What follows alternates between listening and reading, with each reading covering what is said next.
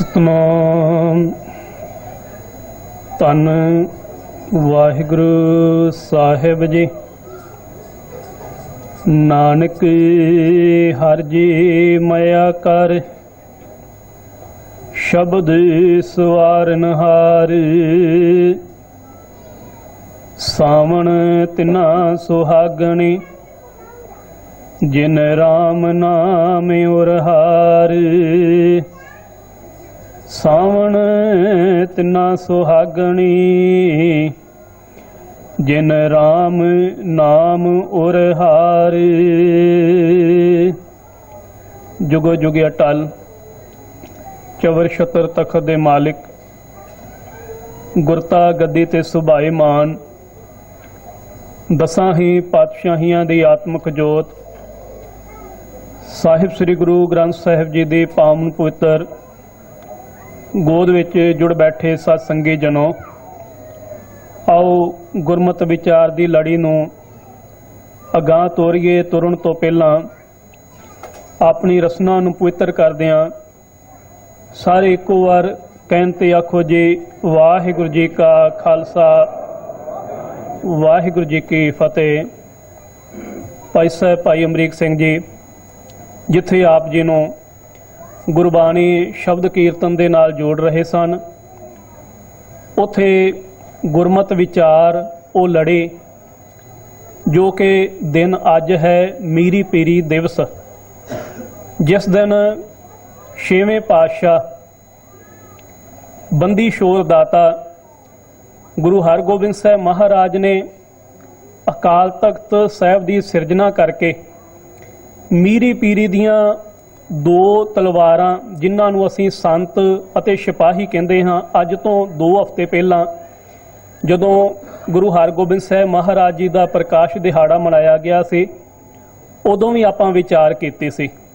ਜਿੱਥੇ ਅੱਜ ਮੀਰੀ ਪੀਰੀ ਦਿਵਸ ਹੈ, ਉੱਥੇ ਕੁਝ ਦਿਨ ਪਹਿਲਾਂ 16 ਤਰੀਕ ਨੂੰ ਇੱਕ ਸਾਉਣ ਵਾਲੇ ਦਿਨ ਸਿੱਖ ਕੌਮ ਦੇ ਮਹਾਨ ਉਹ ਨੌਜਵਾਨ, ਉਹ ਸ਼ਹੀਦ, ਜਿਨ੍ਹਾਂ ਨੂੰ ਅਸੀਂ ਅਰਦਾਸ ਕਰਦੇ ਹਾਂ, ਇਹ ਗੱਲ ਕਹਿੰਦੇ ਹਾਂ, ਜਿਨ੍ਹਾਂ ਨੇ ਸਿੱਖੀ ਕੇਸਾਂ ਸਵਾਸਾ ਸੰਗ ਨਿਭਾਈ, ਖੋਪਰੀਆਂ ਲੋਹਾਈਆਂ। ਮੇਰੇ ਕਹਿਣ ਤੋਂ ਮੁਰਾਦ ਸ਼ਹੀਦ ਭਾਈ ਤਾਰੂ ਸਿੰਘ ਜੀ ਪਿੰਡ ਪੂਲਾ, ਉਹਨਾਂ ਦਾ ਸ਼ਹੀਦੀ ਦਿਹਾੜਾ ਵੀ ਲੰਘਿਆ ਹੈ। ਆਪਾਂ ਕੁਝ ਵਿਚਾਰ ਉਹਨਾਂ ਦੇ ਜੀਵਨ ਦੇ ਬਾਰੇ ਵੀ ਕਰਾਂਗੇ ਤੇ ਨਾਲ ਨਾਲ ਆਪਾਂ ਅੱਜ ਦੇ ਮੀਰੀ ਪੀਰੀ ਦਾ ਜੋ ਦਿਨ ਹੈ, ਦਿਵਸ ਹੈ, ਇਹਦੀ ਵੀ ਵਿਚਾਰ ਕਰਨੀ ਹੈ। ਜੇ ਹੋ ਸਕਿਆ ਤੇ ਸਾਉਣ ਦੇ ਮਹੀਨੇ ਦੀ ਵਿਚਾਰ ਵੀ ਆਪ ਜੀ ਦੇ ਨਾਲ, ਸਾਵਣ ਸਰਸੀ ਕਾਮਣੀ ਚਰਨ ਕਮਲ ਸਿਉ ਪਿਆਰ, ਇਹ ਵੀ ਕੀਤੀ ਜਾਵੇਗੀ ਰਹਿੰਦੇ ਟਾਈਮ ਦੇ ਵਿੱਚ ਹੀ। ਕਵੀ ਜਨ ਇਹ ਲਿਖਦੇ ਹਨ, ਉਹ ਕਹਿੰਦੇ ਹਨ, ਸੱਚਾ ਤਖਤ ਸਹਾਇਓ ਸ਼੍ਰੀ ਗੁਰ ਪਾਇਕੈ। ਗੁਰੂ ਹਰਗੋਬਿੰਦ ਸਾਹਿਬ ਮਹਾਰਾਜ ਜਦੋਂ ਤਖਤ ਦੇ ਉੱਤੇ ਬੈਠੇ ਹਨ, ਉਹ ਕਹਿੰਦੇ ਹਨ ਬੜੇ ਸੋਹਣੇ ਲੱਗਦੇ ਹਨ। ਉਹਨਾਂ ਨੇ 2 ਤਲਵਾਰਾਂ ਪਹਿਨੀਆਂ ਹੋਈਆਂ ਹਨ।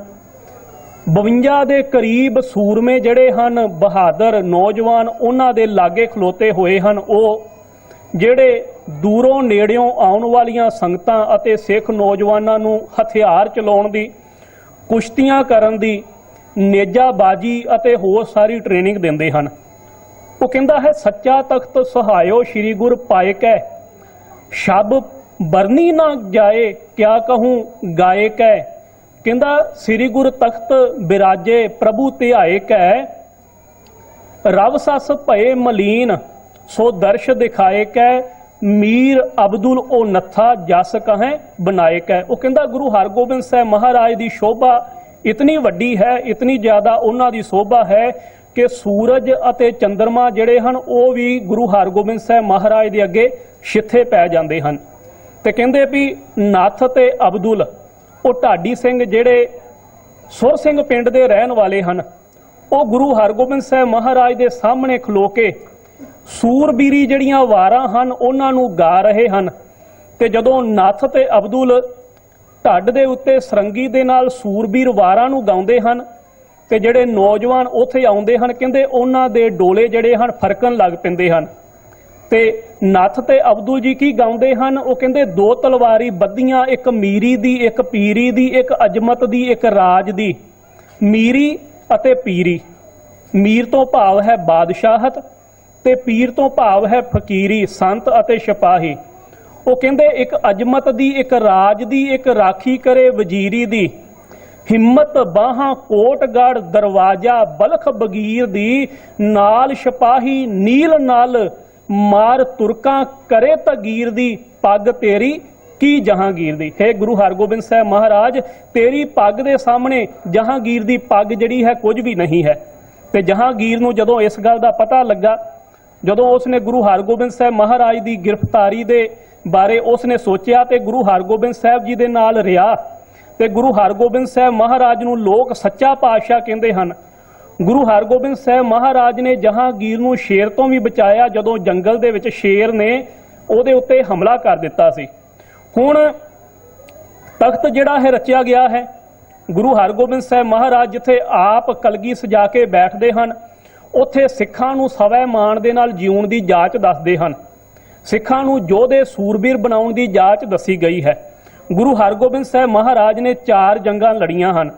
ਇੱਕ ਜੰਗ ਹੈ ਹਰਗੋਬਿੰਦਪੁਰੇ ਦੀ, ਗੁਰਦਾਸਪੁਰ ਜ਼ਿਲ੍ਹੇ ਦੇ ਵਿੱਚ, ਇੱਕ ਹੈ ਅੰਮ੍ਰਿਤਸਰ ਦੀ ਜੰਗ, ਅਤੇ ਇੱਕ ਹੈ ਕਰਤਾਰਪੁਰ ਦੀ ਜੰਗ, ਇੱਕ ਹੈ ਮਹਿਰਾਜ ਦੀ ਜੰਗ, ਅਤੇ ਪੰਜਵਾਂ ਇਉਂ ਵੀ ਕਹਿੰਦੇ ਹਨ ਫਲਾਹੀ ਸਾਹਿਬ ਦੇ ਅਸਥਾਨ ਦੇ ਉੱਤੇ ਵੀ ਜਿਹੜਾ ਹੈ ਮੁਗਲ ਫੌਜਾਂ ਨੇ ਜਿਹੜਾ ਸੀ ਹਮਲਾ ਕੀਤਾ ਸੀ।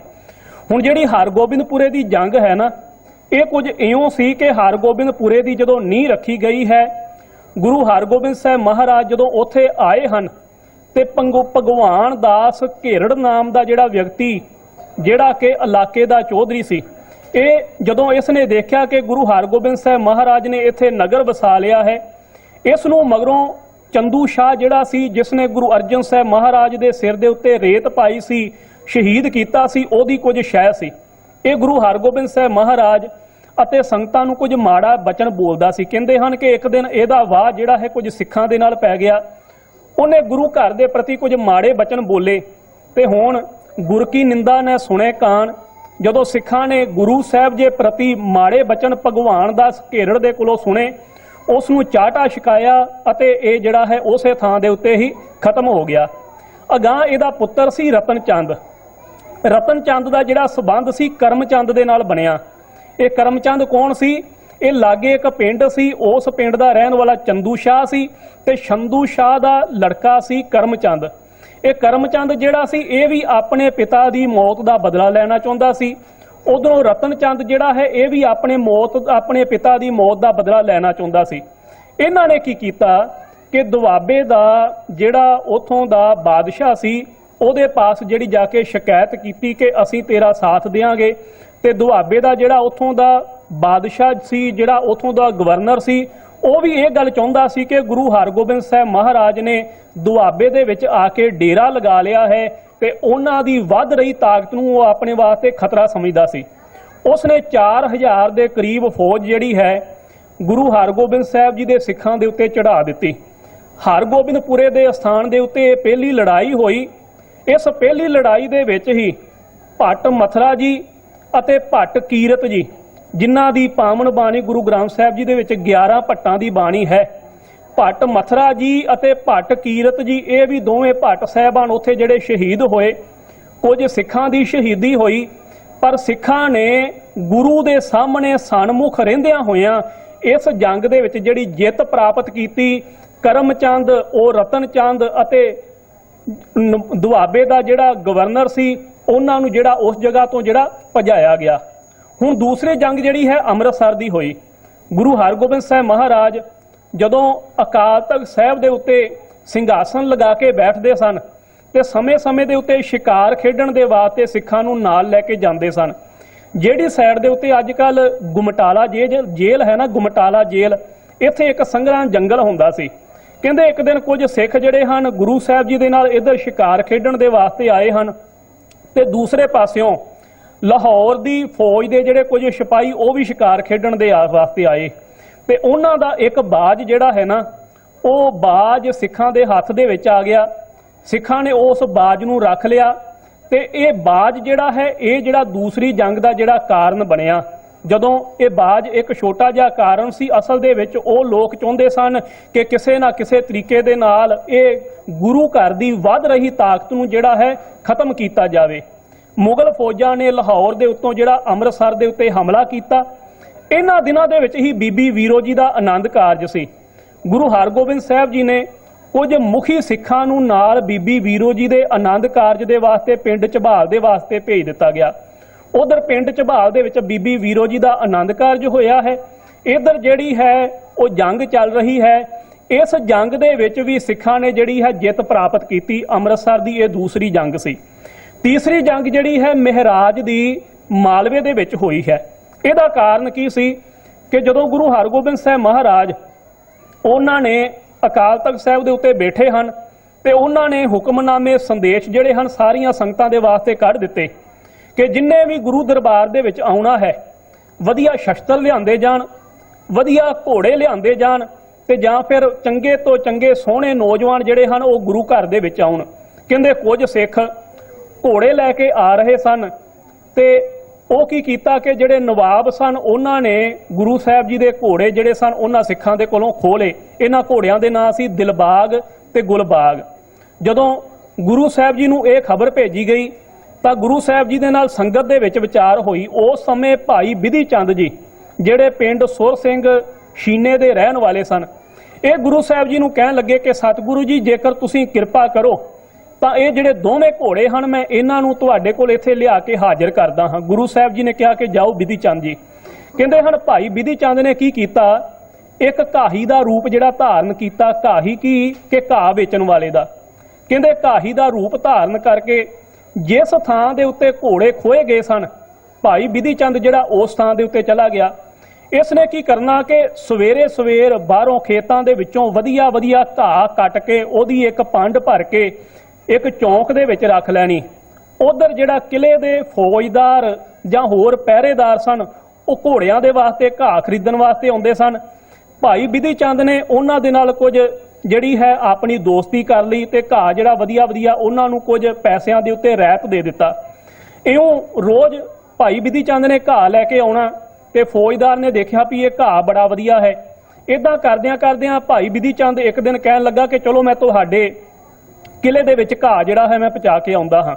ਫਿਰ ਭਾਈ ਬਿਧੀ ਚੰਦ ਨੇ ਕੀ ਕਰਨਾ ਕਿ ਹੌਲੀ ਹੌਲੀ ਸਿੱਧਾ ਕਿਲੇ ਦੇ ਵਿੱਚ ਘਾਹ ਦੇਣ ਵਾਸਤੇ ਚੱਲ ਜਾਣਾ। ਹੁਣ ਭਾਈ ਬਿਧੀ ਚੰਦ ਦਾ ਜਿਹੜਾ ਇਤਨਾ ਉਹਨਾਂ ਦੇ ਨਾਲ ਪਿਆਰ ਬਣ ਗਿਆ ਕਿ ਭਾਈ ਬਿਧੀ ਚੰਦ ਜਦੋਂ ਘਾਹ ਦੀ ਪੰਡ ਲੈ ਕੇ ਆਉਂਦਾ ਸੀ ਉਸ ਨੂੰ ਕੋਈ ਰੋਕਦਾ ਨਹੀਂ ਸੀ। ਉਸ ਨੇ ਆਪ ਹੀ ਘੋੜਿਆਂ ਨੂੰ ਆ ਕੇ ਘਾਹ ਪਾਉਣਾ ਸ਼ੁਰੂ ਕਰ ਦਿੱਤਾ, ਘੋੜਿਆਂ ਦੀ ਦੇਖਭਾਲ ਕਰਨੀ ਸ਼ੁਰੂ ਕਰ ਦਿੱਤੀ ਤੇ ਇਸ ਤਰੀਕੇ ਨਾਲ ਰਾਤ ਨੂੰ ਕਈ ਵਾਰ ਭਾਈ ਬਿਧੀ ਚੰਦ ਉਸ ਕਿਲੇ ਦੇ ਵਿੱਚ ਹੀ ਰੁਕਣ ਲੱਗ ਪਿਆ।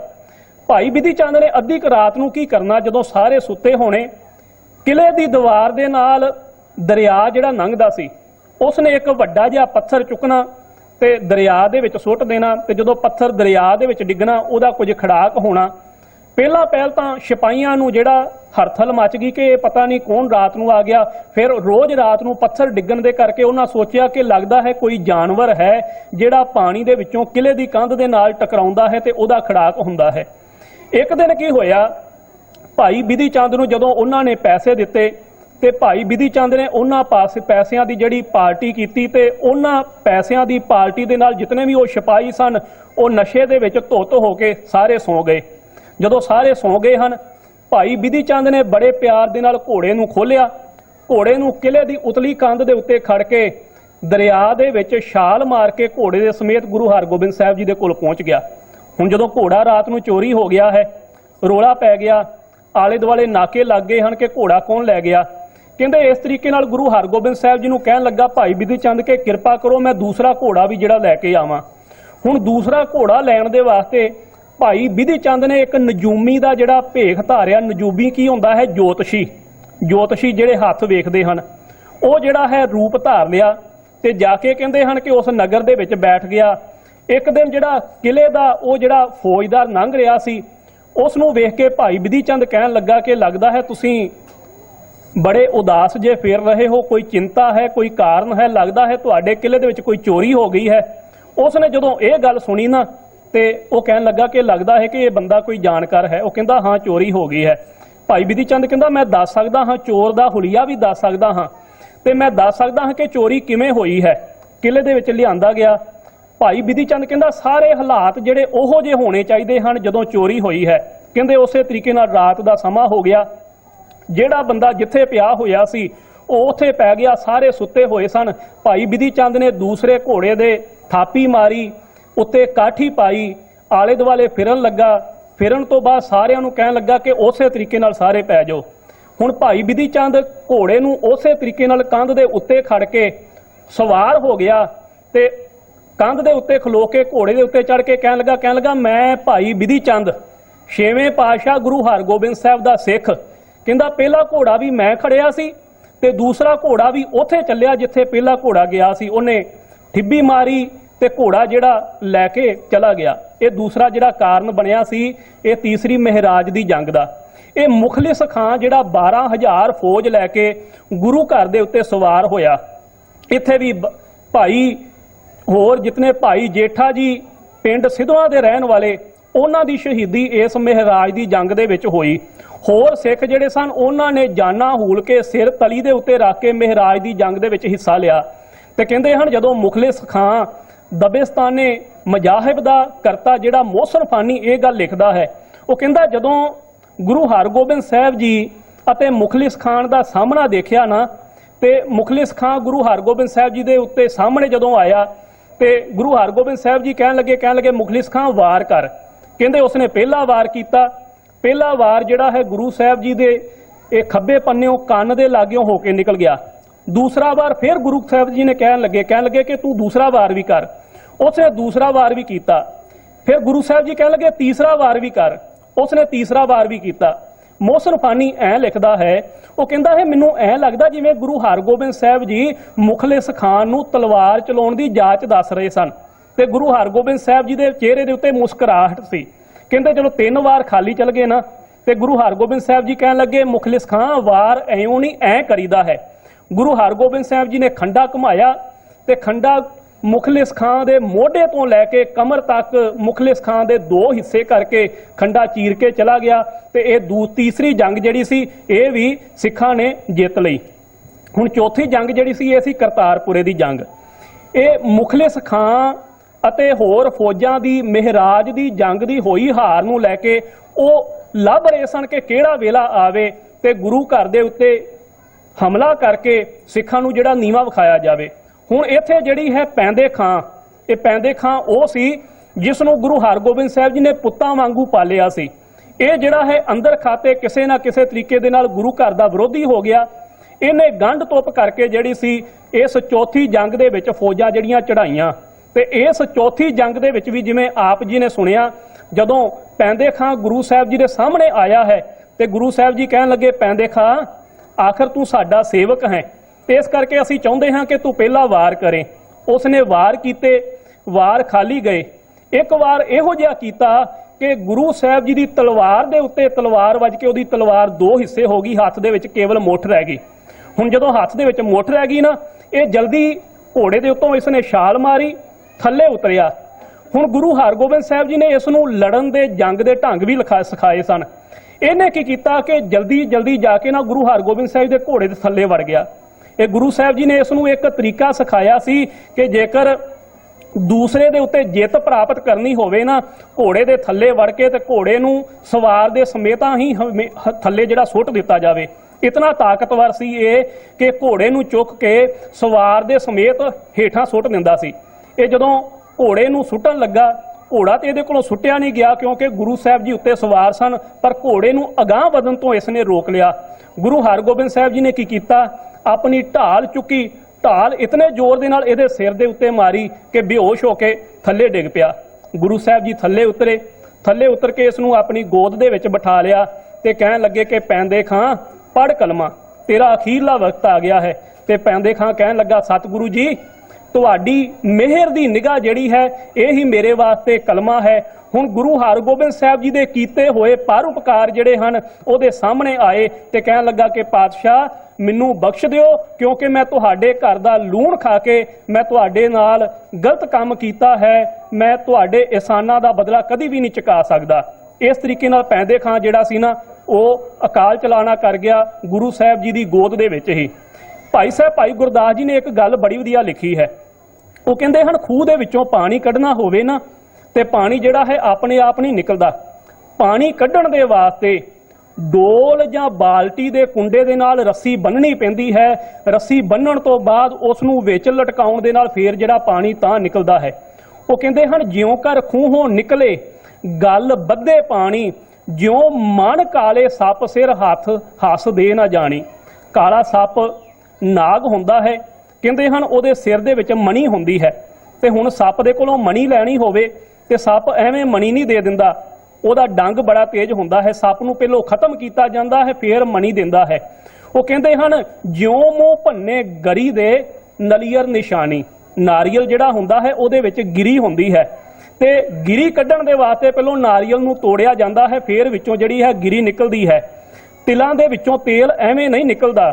ਉਹ ਕਹਿੰਦੇ ਹਨ ਤਿਲਾਂ ਦੇ ਵਿੱਚੋਂ ਤੇਲ ਕੱਢਣ ਦੇ ਵਾਸਤੇ ਉਹਨਾਂ ਨੂੰ ਕੋਲੂ ਦੇ ਵਿੱਚ ਪਾਇਆ ਜਾਂਦਾ ਹੈ, ਫੇਰ ਉਹਦੇ ਵਿੱਚੋਂ ਜਿਹੜਾ ਹੈ ਤੇਲ ਨਿਕਲਦਾ ਹੈ। ਮਿਰਗ ਦੀ ਨਾਭੀ ਦੇ ਵਿੱਚ, ਹਿਰਨ ਦੀ ਨਾਭੀ ਦੇ ਵਿੱਚ ਕਸਤੂਰੀ ਹੁੰਦੀ ਹੈ, ਤੇ ਹਿਰਨ ਵੀ ਜਿਹੜਾ ਐਵੇਂ ਕਸਤੂਰੀ ਨਹੀਂ ਦਿੰਦਾ। ਹਿਰਨ ਨੂੰ ਖਤਮ ਕਰਨਾ ਪਵੇਗਾ, ਮਾਰਨਾ ਪਵੇਗਾ, ਫਿਰ ਹਿਰਨ ਦੀ ਨਾਭੀ ਦੇ ਵਿੱਚੋਂ ਕਸਤੂਰੀ ਨਿਕਲਦੀ ਹੈ। ਭਾਈ ਗੁਰਦਾਸ ਜੀ ਕਹਿੰਦੇ ਇਸੇ ਤਰੀਕੇ ਨਾਲ ਬੇਮੁਖ ਲੋਹਾ ਸਾਧੀਐ ਵਗਦੀ ਵਧਾਣੀ। ਲੋਹੇ ਦੀ ਕੋਈ ਚੀਜ਼ ਬਣਾਉਣੀ ਹੋਵੇ ਨਾ, ਪਹਿਲੋਂ ਉਹਨੂੰ ਅੱਗ ਦੇ ਵਿੱਚ ਪਾਉਣਾ ਪੈਂਦਾ ਹੈ, ਤੇ ਫਿਰ ਉਹਦੇ ਉੱਤੇ ਹਥੋੜਿਆਂ ਦੀ ਮਾਰ ਮਾਰਨੀ ਪੈਂਦੀ ਹੈ, ਫਿਰ ਲੋਹੇ ਦੀ ਕੋਈ ਚੀਜ਼ ਬਣਦੀ ਹੈ। ਇਸੇ ਤਰੀਕੇ ਨਾਲ ਜਿਹੜਾ ਬੇਮੁਖ ਹੋ ਜਾਵੇ ਨਾ, ਤੇ ਬੇਮੁਖ ਜਿਹੜਾ ਹੈ ਐਵੇਂ ਸਿੱਧਾ ਨਹੀਂ ਹੁੰਦਾ, ਉਹਦੇ ਵਾਸਤੇ ਹਥਿਆਰ ਦੀ ਚੋਟ ਜਿਹੜੀ ਹੈ ਮਾਰਨੀ ਜ਼ਰੂਰੀ ਹੈ। ਇਹ ਇੱਕ ਕਰਤੇ ਦੀ ਕੁਦਰਤ ਹੈ। ਅਸੀਂ ਕਰਤੇ ਦੀ ਕੁਦਰਤ ਦੇ ਵਿੱਚ ਦੇਖਦੇ ਹਾਂ ਕਈ ਬੂਟੇ ਇਹੋ ਜਿਹੇ ਹੁੰਦੇ ਹਨ, ਉਹਨਾਂ ਨੂੰ ਫੁੱਲ ਲੱਗੇ ਹੁੰਦੇ ਹਨ, ਉਹ ਫੁੱਲ ਬੜੇ ਖੁਸ਼ਬੂਦਾਰ ਹੁੰਦੇ ਹਨ। ਗੁਲਾਬ ਦਾ ਫੁੱਲ ਲੈ ਲਈਏ, ਗੁਲਾਬ ਦਾ ਫੁੱਲ ਜਿਹੜਾ ਹੈ ਬੜਾ ਕੋਮਲ ਹੈ ਤੇ ਬੜਾ ਖੁਸ਼ਬੂਦਾਰ ਹੈ, ਪਰ ਗੁਲਾਬ ਦੇ ਫੁੱਲ ਦੇ ਨਾਲ ਉਹਦੀ ਟਾਹਣੀ ਦੇ ਨਾਲ ਜਿਹੜੇ ਕੰਡੇ ਵੀ ਹੁੰਦੇ ਹਨ। ਜਦੋਂ ਮੀਂਹ ਪੈਂਦਾ ਹੈ ਨਾ ਆਕਾਸ਼ ਦੇ ਵਿੱਚੋਂ, ਉਹ ਬੱਦਲ ਹੈ, ਉਹਦੇ ਵਿੱਚੋਂ ਜਦੋਂ ਮੀਂਹ ਪੈਂਦਾ ਹੈ ਤੇ ਉਸ ਮੀਂਹ ਦੇ ਨਾਲ ਸਾਨੂੰ ਰਾਹਤ ਮਹਿਸੂਸ ਹੁੰਦੀ ਹੈ। ਜਦੋਂ ਉਹ ਮੀਂਹ ਜਿਹੜਾ ਹੈ ਪੈਲੀਆਂ ਦੇ ਵਿੱਚ ਪੈਂਦਾ ਹੈ ਤੇ ਫਸਲ ਜਿਹੜੀ ਹੈ ਹਰੀ ਭਰੀ ਹੋ ਜਾਂਦੀ ਹੈ, ਪਰ ਉਹ ਬੱਦਲ ਜਿਹੜਾ ਹੈ ਕਈ ਵਾਰ ਜਦੋਂ ਬਿਜਲੀ ਬਣ ਕੇ ਕੜਕਦਾ ਹੈ ਨਾ, ਤੇ ਸਾਰੀਆਂ ਚੀਜ਼ਾਂ ਨੂੰ ਸਵਾਹ ਕਰਕੇ ਰੱਖ ਦਿੰਦਾ ਹੈ। ਇਹ ਕਰਤੇ ਦੀ ਕੁਦਰਤ ਹੈ। ਇਹ ਕਰਤੇ ਦੀ ਕੁਦਰਤ ਦੇ ਵਿੱਚ ਹੀ ਇੱਕ ਸੰਤ ਸਿਪਾਹੀ ਮੀਰੀ ਪੀਰੀ ਦਾ ਰੂਪ ਹੈ, ਜੋ ਗੁਰੂ ਹਰਗੋਬਿੰਦ ਸਾਹਿਬ ਜੀ ਨੇ ਮੀਰੀ ਪੀਰੀ ਦੀਆਂ 2 ਤਲਵਾਰਾਂ ਵੱਜੀਆਂ ਸਨ, ਉੱਥੇ 2 ਨਿਸ਼ਾਨ ਵੀ ਹਨ। ਹੁਣ ਮੀਰੀ ਪੀਰੀ ਜਿਹੜੀ ਹੈ ਸੰਤ ਅਤੇ ਸਿਪਾਹੀ ਹੈ, ਦੋਵਾਂ ਨੂੰ ਜਿਹੜਾ ਹੈ ਇਕੱਠਿਆਂ ਕੀਤਾ ਗਿਆ ਹੈ। ਜੇਕਰ ਪੀਰੀ ਨਹੀਂ ਹੈ ਤਾਂ ਮੀਰੀ ਜਿਹੜੀ ਹੈ ਖਤਰਨਾਕ ਬਣ ਸਕਦੀ ਹੈ। ਬਾਬਰ ਦੀ ਮੀਰੀ ਜਿਹੜੀ ਖਤਰਨਾਕ ਬਣ ਗਈ ਸੀ, ਇਸੇ ਕਰਕੇ ਗੁਰੂ ਨਾਨਕ ਸਾਹਿਬ ਜੀ ਨੇ ਉਸੇ ਵੇਲੇ ਕਹਿ ਦਿੱਤਾ ਸੀ, ਪਾਪ ਕੀ ਜੰਜ ਲੈ ਕਾਬਲੋਂ ਧਾਇਆ ਜੋਰੀ ਮੰਗੇ ਦਾਨ ਵੇ ਲਾ ਲੋ। ਜੇਕਰ ਰਾਜ ਹੈ ਤੇ ਰਾਜ ਦੇ ਨਾਲ ਭਗਤੀ ਚਾਹੀਦੀ ਹੈ। ਭਗਤੀ ਤੋਂ ਬਿਨਾ ਜਿਹੜਾ ਰਾਜ ਸਹੀ ਤਰੀਕੇ ਦੇ ਨਾਲ ਨਹੀਂ ਚੱਲ ਸਕਦਾ, ਭਗਤੀ ਤੋਂ ਬਿਨਾ ਰਾਜ ਜਿਹੜਾ ਹੈ ਖਤਰਨਾਕ ਹੋ ਜਾਵੇਗਾ। ਇਹ ਗੁਰੂ ਹਰਗੋਬਿੰਦ ਸਾਹਿਬ ਜੀ ਨੇ ਇੱਕ ਕਿਰਪਾ ਕੀਤੀ ਸੀ, ਜਿੱਥੇ ਉਹਨਾਂ ਨੇ ਮੀਰੀ ਦੀਆਂ ਤਲਵਾਰ ਜਿਹੜੀ ਬੰਨੀ ਹੈ, ਉੱਥੇ ਉਹਨਾਂ ਦੇ ਵਿੱਚ ਪੀਰੀ ਸੀ, ਉੱਥੇ ਸਿੱਖਾਂ ਨੂੰ ਉਹਨਾਂ ਨੇ ਪ੍ਰੇਮ ਕਰਨ ਦਾ ਢੰਗ ਵੀ ਸਿਖਾਇਆ। ਗੁਰੂ ਹਰਗੋਬਿੰਦ ਸਾਹਿਬ ਮਹਾਰਾਜ ਤੋਂ ਬਾਅਦ ਜਦੋਂ ਅਸੀਂ ਦੇਖਦੇ ਹਾਂ, ਗੁਰੂ ਹਰਗੋਬਿੰਦ ਸਾਹਿਬ ਜੀ ਤੋਂ ਬਾਅਦ ਗੁਰੂ ਗੋਬਿੰਦ ਸਿੰਘ ਮਹਾਰਾਜ ਦਾ ਵਕਤ ਆਇਆ, ਸਿੱਖਾਂ ਦਾ ਵਕਤ ਆਇਆ, ਤੇ ਗੁਰੂ ਘਰ ਦਾ ਇੱਕ ਸਿਧਾਂਤ ਸੀ, ਕਾਲ ਕਾਏ ਕਿਛ ਹੱਥੋਂ ਦੇ ਨਾਨਕ ਰਾਹ ਪਛਾਣੇ ਸੇ, ਕਿ ਹਰੇਕ ਜਿਹੜਾ ਸਿੱਖ ਹੈ ਨਾ, ਉਸਨੇ 10 ਨੋਵਾਂ ਦੀ ਕਿਰਤ ਕਰਨੀ ਹੈ। ਗੁਰੂ ਨਾਨਕ ਦੇ ਘਰ ਦਾ ਸਿਧਾਂਤ ਸੀ ਕਿਰਤ ਕਰਨੀ, ਨਾਮ ਜਪਣਾ ਅਤੇ ਵੰਡ ਛਕਣਾ। ਇਹ ਗੁਰੂ ਨਾਨਕ ਦੇ ਸਿੱਖ ਹੀ ਸਨ। ਭਾਈ ਤਾਰੂ ਸਿੰਘ ਜੀ ਜਿਹੜੇ ਕਿ ਪਿੰਡ ਪੂਲੇ ਦੇ ਰਹਿਣ ਵਾਲੇ ਸਨ, 1721 ਦੇ ਵਿੱਚ ਇਹਨਾਂ ਦਾ ਜਨਮ ਹੁੰਦਾ ਹੈ, ਤੇ 1745 ਦੇ ਵਿੱਚ 25 ਸਾਲ ਦੀ 24 ਸਾਲ ਦੀ ਉਮਰ ਦੇ ਵਿੱਚ ਉਹਨਾਂ ਦੀ ਸ਼ਹੀਦੀ ਹੁੰਦੀ ਹੈ ਲਾਹੌਰ ਦੇ ਵਿੱਚ। ਭਾਈ ਤਾਰੂ ਸਿੰਘ ਜੀ ਦਾ ਜਦੋਂ ਜਨਮ ਹੋਇਆ ਨਾ, ਪਿਤਾ ਦਾ ਨਾਮ ਹੈ ਭਾਈ ਜੋਧ ਸਿੰਘ ਤੇ ਮਾਤਾ ਦਾ ਨਾਮ ਹੈ ਮਾਤਾ ਧਰਮ ਕੌਰ ਜੀ। ਭਾਈ ਜੋਧ ਸਿੰਘ ਜੀ ਅਜੇ ਭਾਈ ਤਾਰੂ ਸਿੰਘ ਜੀ ਦੇ ਛੋਟੇ ਹੀ ਸਨ ਕਿ ਉਹਨਾਂ ਦੀ ਜਿਹੜੀ ਸ਼ਹੀਦੀ ਹੋ ਗਈ, ਤੇ ਮਾਤਾ ਧਰਮ ਕੌਰ ਜੀ ਜਿਹੜੇ ਸਨ ਉਹਨਾਂ ਨੇ ਇਹਨਾਂ ਦੀ ਪਾਲਣਾ ਪੋਸ਼ਣਾ ਕੀਤੀ। ਤੇ ਭਾਈ ਤਾਰੂ ਸਿੰਘ ਜੀ ਦੀ ਇੱਕ ਭੈਣ ਸੀ, ਉਹਦਾ ਨਾਂ ਸੀ ਬੀਬੀ ਤਾਰੋ। ਜਿਵੇਂ ਅਸੀਂ ਪੁਰਾਣੇ ਸਮਿਆਂ ਦੇ ਵਿੱਚ ਦੇਖਦੇ, ਗੁਰੂ ਨਾਨਕ ਸਾਹਿਬ ਉਹਨਾਂ ਦੇ ਭੈਣ ਸੀ, ਉਹਨਾਂ ਦੇ ਭੈਣ ਦਾ ਨਾਮ ਸੀ ਗੁਰੂ ਨਾਨਕ ਸਾਹਿਬ ਜੀ, ਤੇ ਅੱਗੇ ਬੇਬੇ ਨਾਨਕੀ ਜੀ। ਗੁਰੂ ਰਾਮਦਾਸ ਜੀ ਉਹਨਾਂ ਦੇ ਨਾਮ ਜਿਹੜਾ ਸੀ ਰਾਮਦਾਸ ਸੀ, ਤੇ ਉਹਨਾਂ ਦੀ ਭੈਣ ਦਾ ਨਾਮ ਸੀ ਰਮਦਾਸੀ। ਇਸੇ ਤਰੀਕੇ ਨਾਲ ਪੁਰਾਣੇ ਸਮਿਆਂ ਦੇ ਵਿੱਚ ਭਰਾਵਾਂ ਦੇ ਲੜਕਿਆਂ ਦੇ ਨਾਵਾਂ ਦੇ ਨਾਲ ਰਲਦੇ ਮਿਲਦੇ ਨਾਮ ਜਿਹੜੇ ਸਨ ਭੈਣਾਂ ਦੇ ਰੱਖੇ ਜਾਂਦੇ ਸਨ। ਜਿੱਥੇ ਭਾਈ ਤਾਰੂ ਸਿੰਘ ਨਾਮ ਰੱਖਿਆ ਗਿਆ, ਉੱਥੇ ਭੈਣ ਦਾ ਨਾਮ ਰੱਖਿਆ ਗਿਆ ਭੈਣ ਤਾਰੋ। ਪਿਤਾ ਜੀ ਸ਼ਹੀਦ ਹੋ ਗਏ, ਉਪਰੰਤ ਇਸ ਤਾਰੂ ਸਿੰਘ ਨੂੰ ਜਿਹੜਾ ਮਾਤਾ ਜੀ ਨੇ, ਮਾਤਾ ਧਰਮ ਕੌਰ ਜੀ ਨੇ ਹਰੇਕ ਤਰੀਕੇ ਦੇ ਨਾਲ ਗੁਰਬਾਣੀ ਦੀ ਗੁੜਤੀ ਦੇ ਕੇ, ਇਤਿਹਾਸ ਦੀ ਗੁੜਤੀ ਦੇ ਕੇ, ਸ਼ਸਤਰ ਵਿਦਿਆ ਸਭ ਕੁਝ ਦੇ ਕੇ ਇਹਨਾਂ ਦੀ ਪਾਲਣਾ ਪੋਸ਼ਣਾ ਕੀਤੀ। ਖੇਤੀ ਵਾਹੀ ਦਾ ਕੰਮ ਕਰਦੇ ਸਨ। ਵਾਹੀ ਕਰਨ ਤੋਂ ਬਾਅਦ ਘਰ ਦਾ ਗੁਜ਼ਾਰਾ ਸਾਰਾ ਚੱਲਦਾ ਸੀ ਤੇ ਉਸ ਤੋਂ ਬਾਅਦ ਜਿਤਨਾ ਵੀ ਕੁਝ ਬਚਦਾ ਸੀ ਇਹ ਲਾਗੇ ਜੰਗਲਾਂ ਦੇ ਵਿੱਚ ਜਿਹੜੇ ਸਿੱਖ ਆਜ਼ਾਦੀ ਦੇ ਵਾਸਤੇ ਗਰੀਬਾਂ ਮਜਲੂਮਾਂ ਦੇ ਉੱਤੇ ਹੋ ਰਹੇ ਜ਼ੁਲਮਾਂ ਨੂੰ ਰੋਕਦੇ ਸਨ, ਇਹ ਜਿਤਨਾ ਵੀ ਹੁੰਦਾ ਸੀ ਪ੍ਰਸ਼ਾਦੇ ਆਦਿਕ ਤਿਆਰ ਕਰਕੇ ਪੰਡ ਸਿਰ ਦੇ ਉੱਤੇ ਚੁੱਕ ਕੇ ਜੰਗਲ ਦੇ ਵਿੱਚ ਪਹੁੰਚਾਉਂਦੇ ਸਨ ਤਾਂ ਕਿ ਉਹ ਜਿਹੜੇ ਸਿੱਖ ਗੁਰੂ ਦੇ ਲੜ ਰਹੇ ਹਨ ਜ਼ੁਲਮ ਅਤੇ ਜ਼ਾਲਮ ਦੇ ਖਿਲਾਫ, ਉਹਨਾਂ ਨੂੰ ਜਿਹੜਾ ਗੁਰੂ ਘਰ ਦਾ ਲੰਗਰ ਜਿਹੜਾ ਉਸ ਥਾਂ ਦੇ ਉੱਤੇ ਪਹੁੰਚਾਇਆ ਜਾਵੇ। ਹੁਣ ਉਸ ਸਮੇਂ ਦਾ ਕੁਝ ਹਾਲਾਤ ਇਹੋ ਜਿਹੇ ਸਨ, ਕੇਵਲ ਸਿੱਖਾਂ ਵਾਸਤੇ ਹੀ ਨਹੀਂ, ਮੁਗਲਾਂ ਦਾ ਰਾਜ ਸੀ ਤੇ ਇੱਕ ਮੁਗਲ, ਉਹਦਾ ਨਾਮ ਸੀ ਰਹੀਮ ਬਖਸ਼, ਉਹਦੀ ਲੜਕੀ ਦਾ ਨਾਮ ਸੀ ਸਲਮਾ। ਉਹ ਆਪ ਵੀ ਮੁਗਲ ਸੀ, ਲੜਕੀ ਵੀ ਮੁਗਲ ਸੀ ਤੇ ਰਾਜ ਵੀ ਮੁਗਲਾਂ ਦਾ। ਕਹਿੰਦੇ ਹਨ ਲੜਕੀ ਦੀ ਸੁੰਦਰਤਾ ਨੂੰ ਦੇਖ ਕੇ ਪੱਟੀ ਦੇ ਫੌਜਦਾਰ ਨੇ ਰਹੀਮ ਬਖਸ਼ ਮਾਸ਼ੀ ਦੀ ਲੜਕੀ ਨੂੰ ਜਿਹੜਾ ਚੁੱਕ ਲਿਆ, ਸਲਮਾ ਨੂੰ, ਤੇ ਰਹੀਮ ਬਖਸ਼ ਮਾਸ਼ੀ ਜਿਹੜਾ ਸੀ ਨਾ ਪਿੰਡ ਦੇ ਚੌਧਰੀ ਦੇ ਕੋਲ ਵੀ ਗਿਆ। ਇਸ ਨੇ ਸਰਕਾਰੇ ਦਰਬਾਰੇ ਵੀ ਜਿਹੜੀ ਹੈ ਪਹੁੰਚ ਕੀਤੀ, ਜ਼ਕਰੀਆ ਖਾਨ ਤੱਕ ਵੀ ਪਹੁੰਚ ਕੀਤੀ ਤੇ ਇਹਦੀ ਕਿਸ ਨੇ ਸੁਣੀ ਨਹੀਂ, ਕਿਉਂਕਿ ਫੌਜਦਾਰ ਨੇ ਇਸ ਦੀ ਲੜਕੀ ਨੂੰ ਚੁੱਕਿਆ ਸੀ। ਕਹਿੰਦੇ ਬੜਾ ਨਿਰਾਸ਼ ਹੋਇਆ, ਪੂਲੇ ਪਿੰਡ ਦੇ ਲਾਗਿਓਂ ਦੀ ਲੰਘ ਰਿਹਾ ਹੈ, ਰੋ ਰਿਹਾ ਹੈ, ਰਾਤ ਦਾ ਸਮਾਂ ਹੈ ਤੇ ਕਿਸੇ ਰਾਹਗੀਰ ਨੇ ਜਦੋਂ ਪੁੱਛਿਆ ਕਿ ਕੀ ਗੱਲ ਹੈ ਤੇ ਕਹਿਣ ਲੱਗਾ ਕਿ ਮੇਰੀ ਲੜਕੀ ਨੂੰ ਪੱਟੀ ਦਾ ਫੌਜਦਾਰ ਜਿਹੜਾ ਹੈ ਚੁੱਕ ਕੇ ਲੈ ਗਿਆ ਹੈ ਤੇ ਕਿਸੇ ਨੇ ਮੇਰੀ ਬਾਤ ਨਹੀਂ ਸੁਣੀ। ਕਿਸੇ ਸਿੱਖ ਨੇ ਕਹਿ ਦਿੱਤਾ ਕਿ ਇੱਥੇ ਪਿੰਡ ਦੇ ਵਿੱਚ ਇੱਕ ਭਾਈ ਤਾਰੂ ਸਿੰਘ ਨਾਮ ਦਾ ਵਿਅਕਤੀ ਰਹਿੰਦਾ ਹੈ, ਤੂੰ ਉਹਦੇ ਕੋਲ ਚਲਾ ਜਾ। ਜਦੋਂ ਸ਼ਾਮ ਦੇ ਵੇਲੇ ਉੱਥੇ ਗਿਆ, ਜਾ ਕੇ ਦਰਵਾਜ਼ਾ ਖੜਕਾਇਆ ਹੈ, ਅੰਦਰ ਲੰਗਰ ਤਿਆਰ ਹੋ ਰਿਹਾ ਸੀ। ਭਾਈ ਤਾਰੂ ਸਿੰਘ ਨੇ ਬੜੇ ਪਿਆਰ ਦੇ ਨਾਲ ਇਸ ਨੂੰ ਅੰਦਰ ਸੱਦਿਆ, ਇਸ ਨੇ ਆਪਣੀ ਸਾਰੀ ਵਿਥਿਆ ਸੁਣਾਈ। ਭਾਈ ਤਾਰੂ ਸਿੰਘ ਕਹਿਣ ਲੱਗੇ ਕਿ ਤੁਸੀਂ ਲੰਗਰ ਪ੍ਰਸ਼ਾਦਾ ਛਕੋ, ਕੋਈ ਨਹੀਂ, ਗੁਰੂ ਨਾਨਕ ਜਿਹੜਾ ਹੈ ਕਿਰਪਾ ਕਰੇਗਾ। ਭਾਈ ਤਾਰੂ ਸਿੰਘ ਨੇ ਲਾਗੇ ਜਿਹੜੇ ਜੰਗਲ ਦੇ ਵਿੱਚ ਸਿੱਖ ਸਨ ਪ੍ਰਸ਼ਾਦਾ ਦੇਣ ਗਏ ਤੇ ਉਹਨਾਂ ਨੂੰ ਸਾਰੀ ਵਿਥਿਆ ਸੁਣਾਈ। ਉਹਨਾਂ ਨੇ ਰਹੀਮ ਬਖਸ਼ ਮਾਸ਼ੀ ਨੂੰ ਨਾਲ ਲੈ ਕੇ ਪੱਟੀ ਦੇ ਉੱਤੇ ਹਮਲਾ ਕੀਤਾ ਤੇ ਪੱਟੀ ਦੇ ਫੌਜਦਾਰ ਨੂੰ ਫੜ ਕੇ ਸਜ਼ਾ ਦੇ ਕੇ ਇਸ ਰਹੀਮ ਬਖਸ਼ ਮਾਸ਼ੀ ਦੀ ਲੜਕੀ ਸਲਮਾ ਨੂੰ ਜਿਹੜਾ ਵਾਪਸ ਕੀਤਾ।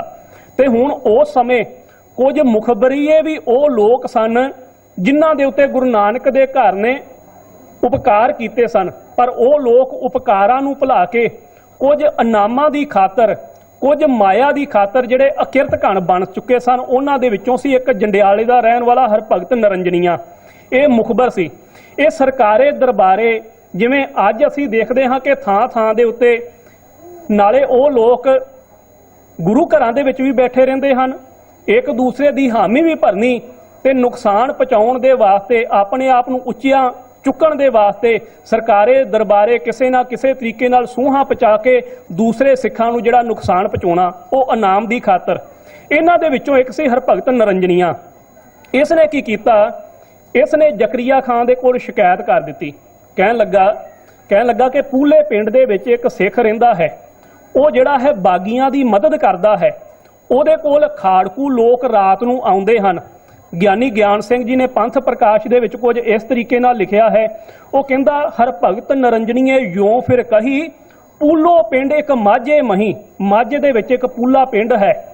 ਕਹਿੰਦਾ ਤਾਰੂ ਸਿੰਘ ਵੈ ਖੇਤੀ ਕਰੇ, ਤਾਰੂ ਸਿੰਘ ਉੱਥੇ ਖੇਤੀ ਕਰਦਾ ਹੈ, ਮਾਲਾ ਜਿਹੜਾ ਹੈ ਨਾਲ ਹੀ ਭਰੇ ਹੈ, ਉਸ ਤੇ ਇੱਕ ਭੈਣ ਅਰ ਭਾਈ ਪੀਸ ਕੂਟ ਵੈ ਕਰੇ ਕਮਾਈ। ਉਹਦੀ ਇੱਕ ਭੈਣ ਹੈ ਅਤੇ ਇੱਕ ਉਹਦੀ ਮਾਂ ਹੈ, ਇਹ ਘਰ ਦੇ ਵਿੱਚ ਆਪਣਾ ਗੁਜ਼ਾਰਾ ਕਰਦੇ ਹਨ। ਉਹਨੇ ਝੂਠੀਆਂ ਸੱਚੀਆਂ ਜਿਹੜੀਆਂ ਉੱਥੇ ਸੁਣਾ ਕੇ ਤੇ ਉਥੋਂ ਆਰਡਰ ਇਹ ਲੈ ਲਏ ਕਿ ਜਿਹੜਾ ਹੈ ਤਾਰੂ ਸਿੰਘ ਨੂੰ ਗ੍ਰਿਫਤਾਰ ਕਰਕੇ ਜਿਹੜਾ ਹੈ ਲਾਹੌਰ ਦਰਬਾਰ ਦੇ ਵਿੱਚ ਜਿਹੜਾ ਪੇਸ਼ ਕੀਤਾ ਜਾਵੇ। ਹਰਭਗਤ ਨਰੰਜਨੀਏ ਨੇ 20 ਜਿਹੜੇ ਹਨ ਸਿਪਾਹੀ ਨਾਲ ਲਏ। ਇਹ ਕਹਿੰਦੇ ਹਨ ਜਦੋਂ ਪਿੰਡ ਦੇ ਵਿੱਚ ਪਹੁੰਚੇ, ਇਹਨਾਂ ਦੇ ਬਾਰੇ ਉਸ ਵੇਲੇ ਭਾਈ ਤਾਰੂ ਸਿੰਘ ਜੀ ਖੇਤਾਂ ਦੇ ਵਿੱਚ ਕੰਮ ਕਰ ਰਹੇ ਸਨ। ਕਿਸੇ ਨੇ ਜਾ ਕੇ ਉੱਥੇ ਇਤਲਾਹ ਦੇ ਦਿੱਤੀ ਕਿ ਤਾਰੂ ਸਿੰਘ ਤੈਨੂੰ ਫੜਨ ਦੇ ਵਾਸਤੇ ਮੁਗਲ ਫੌਜ ਲਾਹੌਰ ਤੋਂ ਆਈ ਹੈ, ਤੂੰ ਭੱਜ ਜਾ। ਭਾਈ ਤਾਰੂ ਸਿੰਘ ਭੱਜਿਆ ਨਹੀਂ, ਬਲਕਿ ਪਿੰਡ ਆਇਆ। ਇਸ ਨੇ ਆ ਕੇ ਆਪਣਾ ਆਪਾ ਜਿਹੜਾ ਉਹਨਾਂ ਨੂੰ ਸਮਰਪਣ ਕਰ ਦਿੱਤਾ। ਉਹ ਲੋਕ ਭਾਈ ਤਾਰੂ ਸਿੰਘ ਦੀ ਭੈਣ ਨੂੰ ਵੀ ਗ੍ਰਿਫਤਾਰ ਕਰਨ ਵਾਸਤੇ ਆਏ ਸਨ, ਪਰ ਪਿੰਡ ਵਾਲਿਆਂ ਨੇ ਕੁਝ ਮਾਇਆ ਆਦਿਕ ਦੇ ਕੇ ਉਹਨਾਂ ਨੂੰ ਡਰਾ ਕੇ ਉਹਨਾਂ ਦੇ ਕੋਲੋਂ ਭੈਣ ਨੂੰ ਜਿਹੜਾ ਛੁਡਾ ਲਿਆ। ਹੁਣ ਜਦੋਂ ਭਾਈ ਤਾਰੂ ਸਿੰਘ ਨੂੰ ਜਿਹੜਾ ਲਾਹੌਰ ਦੇ ਵਿੱਚ ਖੜਿਆ ਗਿਆ ਹੈ, ਉੱਥੇ ਭਾਈ ਤਾਰੂ ਸਿੰਘ ਨੇ ਜ਼ਕਰੀਆ ਖਾਨ ਦੇ ਸਾਹਮਣੇ ਪੇਸ਼ ਹੋ ਕੇ ਇਹ ਗੱਲ ਕਹੀ। ਕਹਿਣ ਲੱਗਾ ਕਿ ਮੈਂ ਆਪਣੀ 10 ਨੋਵਾਂ ਦੀ ਕਿਰਤ ਕਰਦਾ ਹਾਂ, ਖੇਤੀ ਕਰਦਾ ਹਾਂ ਤੇ ਉਹਦਾ ਜਿਹੜਾ ਟੈਕਸ ਹੈ, ਉਹਦਾ ਜਿਹੜਾ ਮਾਮਲਾ ਹੈ, ਮੈਂ ਭਰਦਾ ਹਾਂ ਤੇ ਫਿਰ ਜਿੰਨਾ ਵੀ ਬਚਿਆ ਹੁੰਦਾ ਹੈ ਮੈਂ ਆਪ ਉਹਦਾ ਖਾਂਦਾ ਹਾਂ, ਆਪਣੇ ਪਰਿਵਾਰ ਨੂੰ ਪਾਲਦਾ ਹਾਂ, ਤੇ ਜਿਹੜਾ ਕੋਈ ਹੋਰ ਲੋੜਵੰਦ ਆਉਂਦਾ ਹੈ ਉਹਦੀ ਮੈਂ ਮਦਦ ਕਰਦਾ ਹਾਂ। ਜਦੋਂ ਖਰੀਆਂ ਜ਼ਕਰੀਆ ਖਾਨ ਨੂੰ ਸੁਣਾਈਆਂ ਨਾ, ਤੇ ਜ਼ਕਰੀਆ ਖਾਨ ਕਹਿਣ ਲੱਗਾ ਕਿ ਤੂੰ ਇਹ ਕਹਿ ਦੇ ਕਿ ਤੂੰ ਗੁਰੂ ਦਾ ਸਿੱਖ ਨਹੀਂ, ਤੂੰ ਸਿੱਖੀ ਨੂੰ ਤਿਆਗ ਦੇ। ਤੇ ਭਾਈ ਤਾਰੂ ਸਿੰਘ ਕਹਿਣ ਲੱਗੇ ਵੀ ਇਹ ਕਦੀ ਵੀ ਨਹੀਂ ਹੋ ਸਕਦਾ। ਇਸ ਤਰੀਕੇ ਨਾਲ ਜਿਹੜੇ ਨਾਲ ਲੋਕ ਸਨ, ਜਿਹੜੇ ਹੋਰ ਅਹਿਲਕਾਰ ਸਨ, ਉਹਨਾਂ ਨੇ ਕਿਹਾ ਕਿ ਇਹ ਕਹਿੰਦਾ ਹੈ ਕਿ ਮੈਂ ਗੁਰੂ ਦਾ ਸਿੱਖ ਪੱਕਾ ਹਾਂ, ਤੇ ਸਿੱਖੀ ਜਿਹੜੀ ਹੈ ਕੇਸਾਂ ਕਰਕੇ ਹੁੰਦੀ ਹੈ, ਇਹਦੇ ਜਿਹੜੇ ਕੇਸ ਜਿਹੜੇ ਹਨ ਉਹ ਕਤਲ ਕਰ ਦਿੱਤੇ ਜਾਣ। ਇੱਥੇ ਕੁਝ ਇਤਿਹਾਸਕਾਰਾਂ ਨੇ ਇਹ ਵੀ ਗੱਲ ਲਿਖੀ ਹੈ ਕਿ ਜ਼ਕਰੀਆ ਖਾਨ ਨੇ ਇੱਥੋਂ ਤੱਕ ਕਿਹਾ ਕਿ ਮੈਂ ਤੇਰੇ ਸਿਰ ਦੇ ਵਿੱਚ ਜਿਹੜਾ ਹੈ ਜੁੱਤੀ ਮਾਰ ਕੇ ਤੇਰੇ ਕੇਸ ਜਿਹੜੇ ਹਨ, ਸਿੱਖੀ ਜਿਹੜੀ ਹੈ ਇਹ ਖੋਪਰ ਦੇ ਨਾਲੋਂ ਪਾਸੇ ਕਰ ਦਿਆਂਗਾ। ਤੇ ਭਾਈ ਤਾਰੂ ਸਿੰਘ ਹੁਣ ਕੇਸਾਂ ਦੇ ਬਾਰੇ ਕਿਵੇਂ ਮਾੜਾ ਸੁਣ ਸਕਦੇ ਸੀ? ਉਹ ਕਹਿਣ ਲੱਗੇ ਕਿ ਜ਼ਕਰੀਆ ਖਾਨ, ਜੁੱਤੀਆਂ ਮੇਰੇ ਸਿਰ ਦੇ ਵਿੱਚ ਨਹੀਂ, ਜੁੱਤੀਆਂ ਤੇਰੇ ਸਿਰ ਦੇ ਵਿੱਚ ਪੈਣਗੀਆਂ। ਕਹਿੰਦੇ ਹਨ ਇਸ ਤਰੀਕੇ ਦੇ ਨਾਲ ਮੋਚੀ ਮੰਗਾ ਕੇ ਭਾਈ ਤਾਰੂ ਸਿੰਘ ਦੀ ਖੋਪਰੀ ਕੇਸਾਂ ਦੇ ਸਮੇਤ ਜਿਹੜੀ ਉਤਾਰ ਦਿੱਤੀ ਗਈ। ਇਧਰ ਭਾਈ ਤਾਰੂ ਸਿੰਘ ਦੀ ਖੋਪਰੀ ਉਤਾਰੀ ਗਈ ਹੈ, ਭਾਈ ਤਾਰੂ ਸਿੰਘ ਦੀ ਖੋਪਰੀ ਉਤਾਰ ਕੇ ਉਹਨਾਂ ਨੂੰ ਬਾਹਰ ਕਿਸੇ ਥਾਂ ਦੇ ਉੱਤੇ ਸੁੱਟ ਦਿੱਤਾ ਗਿਆ ਹੈ। ਉਪਰੰਤ ਕੁਝ ਸਿੱਖ ਭਾਈ ਤਾਰੂ ਸਿੰਘ ਨੂੰ ਚੁੱਕ ਲਿਆਏ ਹਨ, ਉਹਨਾਂ ਨੇ ਲਿਆ ਕੇ ਭਾਈ ਤਾਰੂ ਸਿੰਘ ਦਾ ਇਲਾਜ ਕਰਨਾ ਸ਼ੁਰੂ ਕੀਤਾ ਹੈ। ਉਧਰ ਜ਼ਕਰੀਆ ਖਾਨ ਨੂੰ ਜਿਹੜਾ ਪਿਸ਼ਾਬ ਦਾ ਬੰਨ ਪੈ ਗਿਆ, ਤੇ ਜਦੋਂ ਪਿਸ਼ਾਬ ਦਾ ਬੰਨ ਪੈ ਗਿਆ ਹੈ ਨਾ, ਇਹ ਤੜਫਣ ਲੱਗਾ।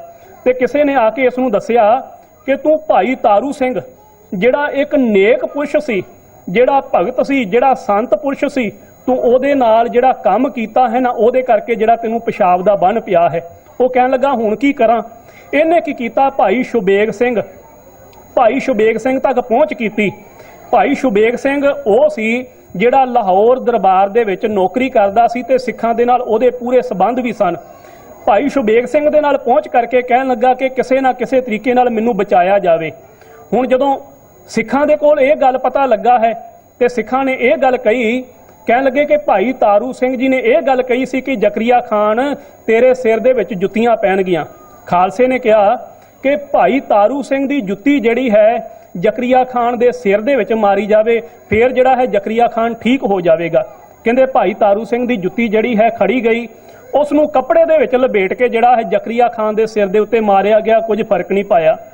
ਕਿਸੇ ਨੇ ਕਿਹਾ ਕਿ ਇਸ ਜੁੱਤੀ ਨੂੰ ਕੱਪੜੇ ਦੇ ਵਿੱਚੋਂ ਕੱਢ ਕੇ ਜਿਹੜਾ ਹੈ ਜ਼ਕਰੀਆ ਖਾਨ ਦੇ ਸਿਰ ਦੇ ਉੱਤੇ ਮਾਰਿਆ ਜਾਵੇ। ਕਹਿੰਦੇ ਉਹ ਜਿਉਂ-ਜਿਉਂ ਜੁੱਤੀ ਮਾਰਦੇ ਸਨ, ਤਿਉਂ-ਤਿਉਂ ਉਧਰ ਜ਼ਕਰੀਆ ਖਾਨ ਦਾ ਜਿਹੜਾ ਪਿਸ਼ਾਬ ਦਾ ਬੰਨ ਜਿਹੜਾ ਸੀ ਖੁੱਲਦਾ ਗਿਆ। ਇਸ ਤਰੀਕੇ ਨਾਲ ਭਾਈ ਤਾਰੂ ਸਿੰਘ ਦੀਆਂ ਜੁੱਤੀਆਂ ਜ਼ਕਰੀਆ ਖਾਨ ਦੇ ਸਿਰ ਦੇ ਉੱਤੇ ਵੱਜਦੀਆਂ ਰਹੀਆਂ, ਤੇ ਜ਼ਕਰੀਆ ਖਾਨ ਦੀ ਅਖੀਰ ਦੇ ਉੱਤੇ ਮੌਤ ਹੋ ਗਈ। ਇਧਰ ਜ਼ਕਰੀਆ ਖਾਨ ਦੀ ਮੌਤ ਹੋਈ ਹੈ, ਉਧਰ ਭਾਈ ਤਾਰੂ ਸਿੰਘ ਨੂੰ ਜਦੋਂ ਜ਼ਕਰੀਆ ਖਾਨ ਦੇ ਮੌਤ ਦੀ ਖਬਰ ਮਿਲੀ ਹੈ, ਤੇ ਭਾਈ ਤਾਰੂ ਸਿੰਘ ਜੀ ਜਿਹੜੇ ਪ੍ਰਮਾਤਮਾ ਜੀ ਦੇ ਚਰਨਾਂ ਦੇ ਵਿੱਚ ਧਿਆਨ ਲਗਾ ਕੇ ਇਸ਼ਨਾਨ ਕੀਤਾ ਹੈ, ਜਪਜੀ ਸਾਹਿਬ ਦਾ ਪਾਠ ਕੀਤਾ ਹੈ, ਤੇ ਜੋਤੀ ਜੋਤ ਰਲੀ ਸੰਪੂਰਨ ਥੀਆ ਰਾਮ।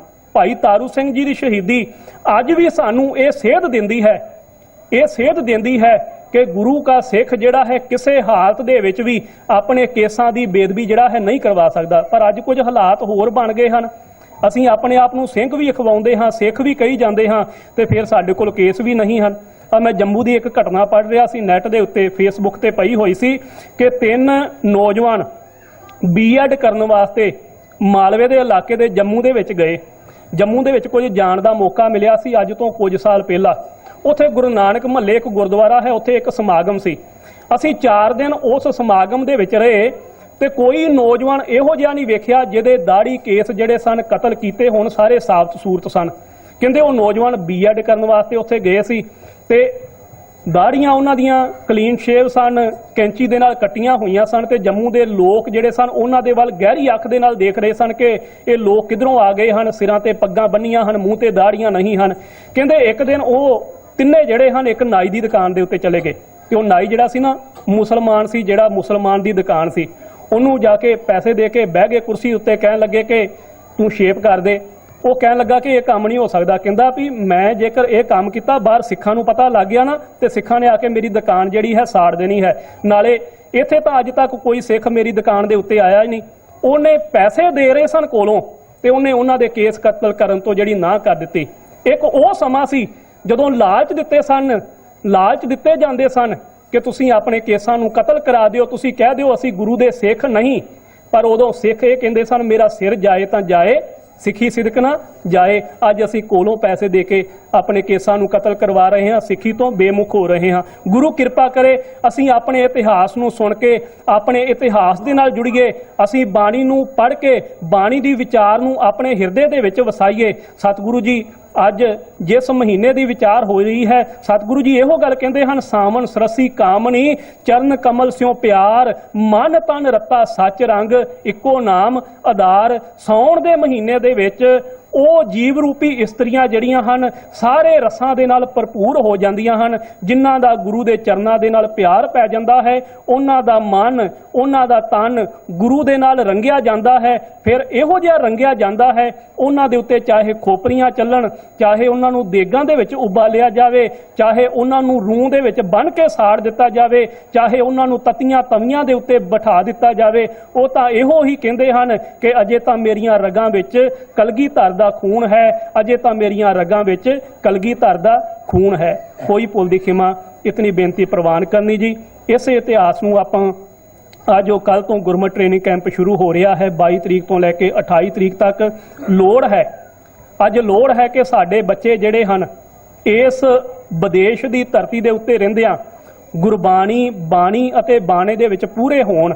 ਇਹਦੇ ਵਾਸਤੇ ਲੋੜ ਹੈ ਕਿ ਅਸੀਂ ਬੱਚਿਆਂ ਨੂੰ ਜਿੱਥੇ ਹੋਰ ਕੁਝ ਸਿੱਖਿਆ ਦੇਣੀ ਹੈ, ਉਹਦੇ ਵਾਸਤੇ ਗੁਰਬਾਣੀ, ਇਤਿਹਾਸ, ਗੁਰਮਤਿ ਸੰਗੀਤ ਜਿਹੜਾ ਹੈ, ਇਹਦੀ ਸਾਰੀ ਸਿੱਖਿਆ ਜਿਹੜੀ ਆਪਾਂ ਦੇਣੀ ਹੈ। ਤਾਂ ਹੀ ਇਹਨਾਂ ਲੋਕਾਂ ਦੇ ਵਿੱਚ ਜਿੱਥੇ ਬੱਚੇ ਸਾਡੇ ਆਪਣੇ ਬਾਣੀ ਬਾਣੇ ਦੇ ਵਿੱਚ ਰਹਿਣਗੇ ਪੂਰੇ, ਜੇਕਰ ਇਹਨਾਂ ਨੂੰ ਜਾਣਕਾਰੀ ਹੋਏਗੀ ਤੇ ਫਿਰ ਇਹ ਜਿਹੜੇ ਹਨ ਦੂਸਰੇ ਧਰਮਾਂ ਦੇ ਇੱਥੋਂ ਦੇ ਲੋਕਾਂ ਨੂੰ ਵੀ ਜਿਹੜਾ ਹੈ ਆਪਣੇ ਧਰਮ ਦੇ ਬਾਰੇ ਦੱਸ ਸਕਦੇ ਹਨ। ਇਹਦੇ ਵਾਸਤੇ ਹੀ ਜਿਹੜਾ ਇਹ ਗੁਰਮਤਿ ਕੈਂਪ ਦਾ ਜਿਹੜਾ ਗੁਰਦੁਆਰਾ ਪ੍ਰਬੰਧਕ ਕਮੇਟੀ ਦੇ ਵੱਲੋਂ ਉਪਰਾਲਾ ਕੀਤਾ ਗਿਆ ਹੈ। ਭਾਈ ਅਮਰੀਕ ਸਿੰਘ ਜੀ ਨੇ ਤੁਹਾਨੂੰ ਪਹਿਲਾਂ ਹੀ ਦੱਸ ਦਿੱਤਾ ਹੈ ਕਿ ਕੱਲ ਤੋਂ ਤੁਸੀਂ 11 ਵਜੇ ਜਿਹੜਾ ਹੈ ਆਪਣੇ ਬੱਚੇ ਬੱਚੀਆਂ ਨੂੰ ਲੈ ਕੇ ਸਮੇਤ ਤੁਸੀਂ ਆਪ ਵੀ ਆਓ, ਜਿਹੜਾ ਹੈ ਗੁਰਮਤਿ ਕੈਂਪ ਦੇ ਵਿੱਚ ਹਿੱਸਾ ਲਵੋ। ਬਾਹਰੋਂ ਜਿਹੜੀਆਂ ਸੰਗਤਾਂ ਆ ਰਹੀਆਂ ਹਨ ਉਹਨਾਂ ਦੀ ਸੇਵਾ ਕੀਤੀ ਜਾਵੇ, ਨਾਲੇ ਸੇਵਾ ਕੀਤੀ ਜਾਵੇ, ਨਾਲੇ ਇਤਿਹਾਸ ਨੂੰ ਸੁਣ ਕੇ ਜਿਹੜਾ ਹੈ ਲਾਹਾ ਲਿਆ ਜਾਵੇ। ਸੋ ਇਤਨੀ ਬੇਨਤੀ ਪ੍ਰਵਾਨ ਕਰਨੀ। ਹੋਈ ਭੁੱਲ ਦੀ ਖਿਮਾ ਫਤਿਹ ਦੀ ਸਾਂਝ ਕਰੋ। ਆਖੋ ਜੀ ਵਾਹਿਗੁਰੂ ਜੀ ਕਾ ਖਾਲਸਾ, ਵਾਹਿਗੁਰੂ ਜੀ ਕੀ ਫਤਿਹ।